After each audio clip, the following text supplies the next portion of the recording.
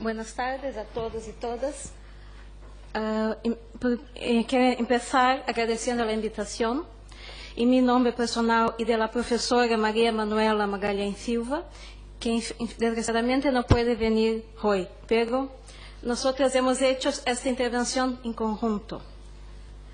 Esta intervenção foi hecha em português, pero vou fazer uma tradução simultânea para espanhol em referência a los y las presentes. Bueno. Entonces, el tema es la descentralización del Estado unitario portugués. Mi presentación tendrá la parte preliminar. Después hablaré del principio de la autonomía de las autarquías locales, o sea, de las entidades locales. Después de la descentralización democrática de la administración pública, y mi presentación se focará más en el régimen autonómico insular. Ahí haré un cambio. Primero hablaré del territorio portugués y después de la diferencia de la doctrina que unos tienen para el Estado unitario y otros autores para el Estado unitario regional periférico. Y por fin hablaré un poco del régimen constitucional de las regiones autónomas.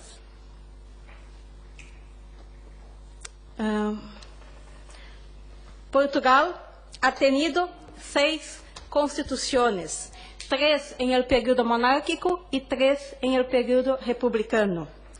La primera constitución de 1822 esbozara un sistema de Estado compuesto, mas era um Estado composto diferente e imperfeito, porque construía uma união real entre Portugal e Brasil. Depois, a expressão Estado unitário foi incorporada na primeira Constituição republicana, que é a Constituição de 1911. Pero las otras anteriores, la Carta Constitucional de 1826, la Constitución de 1338, también no tenía la expresión Estado unitario, mas la configuración era de un Estado unitario. Actualmente, en la Constitución de 1976, de acuerdo con el artículo 6 de esta Constitución, Portugal é um Estado unitário. Assim, há um único centro de decisão política, com um ordenamento jurídico constitucional, um só poder para todo o território. Em suma, a unidade do Estado significa uma república una, com uma única Constituição e órgãos de soberanias únicos para todo o território nacional. No entanto, sin embargo, a organização e funcionamento do Estado unitário deve respeitar o princípio da subsidiariedade, o princípio da autonomia das autarquias locais, das entidades locais, também a descentralização democrática da administração pública e o regime autonômico insular. O regime autonômico insular foi integrado na Constituição em la 4ª revisão constitucional de 1997.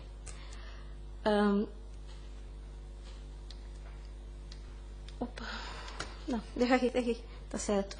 Em lo que concerne ao princípio da autonomia das entidades locais, o artigo 6º afirma que o princípio da autonomia das autarquias locais tem uma dimensão de organização do Estado unitário. Por lo tanto, a Constituição da República Portuguesa refere à existência de autarquias locais como uma componente da organização democrática do Estado. Esta autonomia é constitucionalmente garantida e significa a possibilidade de participação no exercício do poder público das entidades territoriais, locales, nomeadamente las freguesias y municipios. Y essas entidades locales, obviamente, são diferentes da unidade territorial Estado, pero são dotadas de órgãos democraticamente legitimados que visam a persecução de los intereses próprios de las populaciones locales. En lo que concierne a la descentralización democrática de la administración pública, quiere decir que para allá de una autonomía político-administrativa, la Constitución admite también una descentralización administrativa, quer de carácter funcional del Estado, que confía la persecución de determinados fines públicos a otros sujetos de derecho con personalidad jurídica propia que no dependen directamente del gobierno. Por ejemplo, institutos públicos, asociaciones públicas, empresas públicas, fundaciones. Y estas organizaciones pueden ser de carácter territorial o local, que el Estado reconoce la autonomía administrativa, que son las autoridades locales.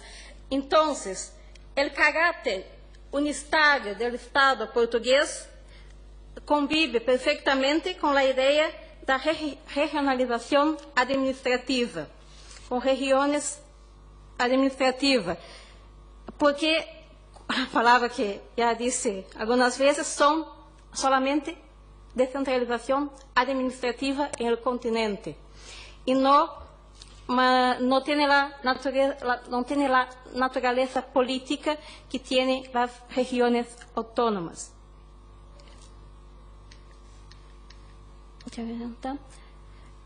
Este es el territorio portugués.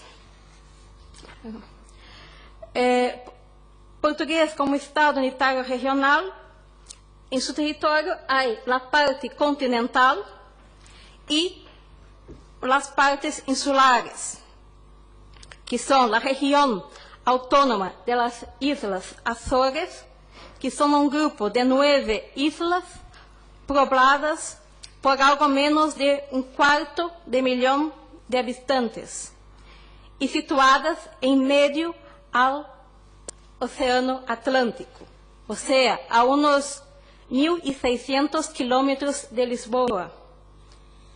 Y también hay el arquipélago de la Madeira, que consta de 2 islas habitadas, que son Madeira y Porto Santo, y más 3 islas menores que no son habitadas, llamadas colectivamente de ilhas desertas.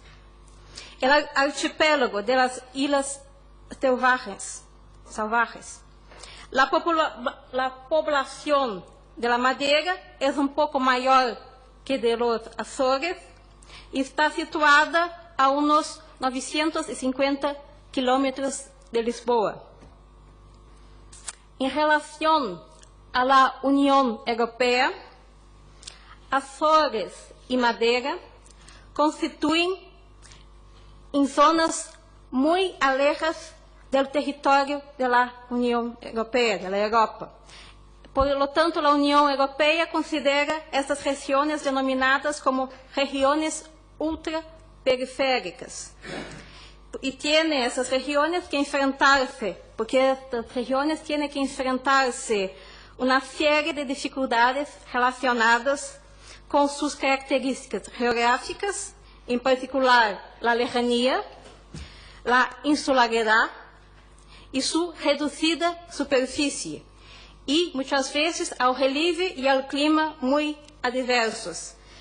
Estas islas dependen mayoritariamente de productos agrícolas o de sus recursos naturales. Por tanto, esses fatores suponen un obstáculo para el potencial de desarrollo futuro de essas islas. Por isso que há esse regime específico em la União Europeia. Movendo. Quanto ao régimen, quanto à classificação do Estado, há uma diferença doutrinária. Gomes Canutilho considera o Estado português como um Estado unitário. Porque para Gomes Canutilho, o regime autonômico das islas de Açores e Madeira são uma exceção ao regime do continente. Por isso, ele considera simplesmente como um regime unitário. O que se passa com Açores e Madeira é uma exceção. E também ele relembra o artículo 225 da Constituição Portuguesa, que diz que a autonomia político e administrativa regional não afeta a integridade da soberania do Estado. Pero há outros autores que consideram que Portugal é um Estado unitário, regional, periférico. Regional, uma vez que a Constituição portuguesa reconhece e concede a comunidades territorialmente delimitadas uma autonomia político e administrativa, que permite às regiões autônomas o exercício de funções políticas e não só administrativa, hasta a faculdade de legislar, e como também a existência de órgãos próprios que representam essas populações. E periférico, uma vez que existem apenas duas comunidades territoriais, que são Açores e Madeira, que gozam dessa autonomia e são periféricas devido aos fenômenos geográficos que acabamos de ver.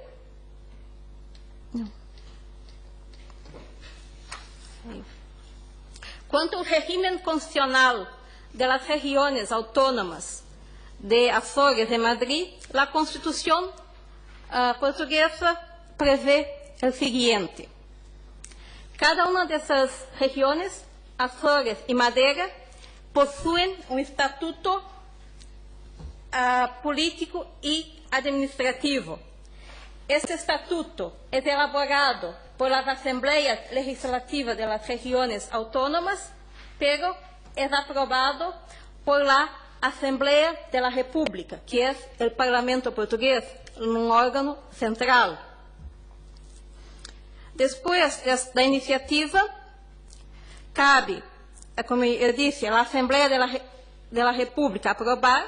Se a Assembleia de la República decide rechazar ou introduzir alterações em el projeto, deve pedir um parecer a la região autônoma respectiva.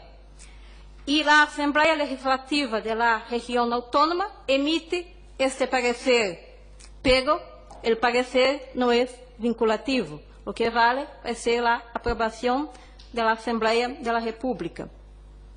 Quanto a esses estatutos político-administrativos, são considerados como materialmente constitucionais e formalmente são leis da Assembleia da República.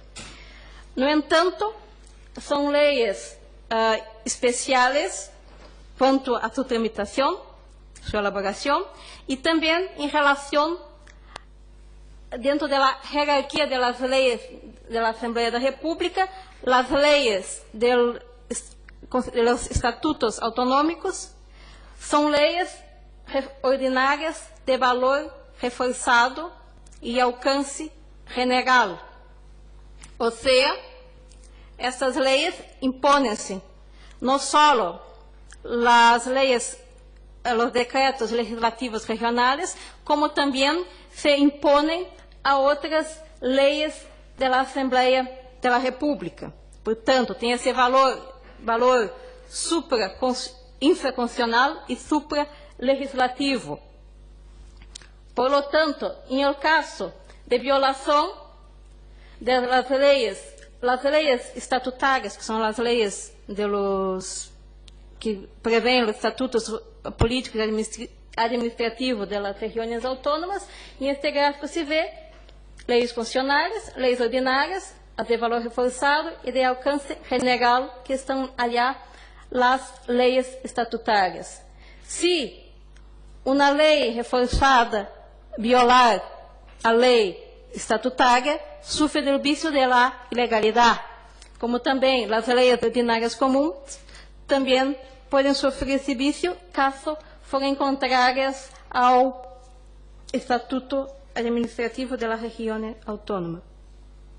Também a proteção, há outra garantia constitucional, que é que para a revisão, a alteração da Constituição é matéria de competência da Assembleia da República, pero há uma cláusula pétrea, como diziam os brasileiros, ou um limite material à revisão, que é que não pode se suprir essa possibilidade de haver estatutos políticos e administrativos das regiões autônomas. E também para rever a Constituição portuguesa, não há representantes das regiões autônomas, pero só aqueles deputados que são elegidos em el círculo da circunscrição eleitoral de los Açores e da Madeira, pero em esse momento estão representando todo o país e não só as circunscrições eleitorais. A Constituição também prevê a representação, quer dizer, não prevê uma representação das regiões autônomas em la Câmara Parlamentar. E outra característica, as regiões autônomas são consideradas pessoas coletivas de direito público que possuem as seguintes funções: funções políticas, administrativas e legislativas. Exemplificando, para além da competência legislativa, que é uma competência regional, solo delimitada ao território das assembleias del arquipélago, de los dos arquipélagos. Também essas regiões autônomas, essas regiões podem participar em la definição e execução da política fiscal, monetária, financeira, de modo a assegurar a financiação dos investimentos, a inversão dos investimentos que podem ser feitos em essas islas.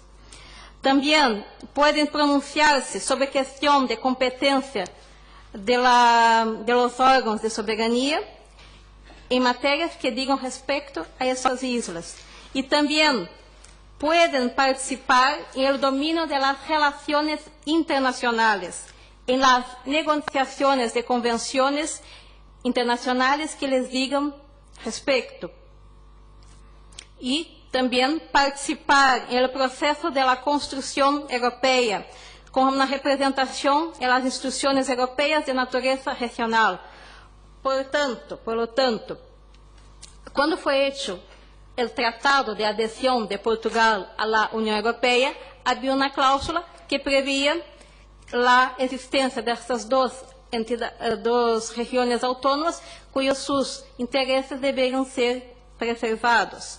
E a região autônoma da Madeira e dos Açores participam, dentro da União Europeia, do Comitê de las Regiões. Por lo tanto, outra questão importante dizer que as regiões autônomas, do ponto de vista financeiro, hasta têm mais autonomia que muitos estados federados, porque todos os ingressos recaudados em las duas islas quedam em las respectivas regiões autônomas. E também há transferência do poder central para de ingressos para essas islas. Também, quanto ao sistema, o IVA, em continente, em este momento está 23%, enquanto que as islas estão 18%.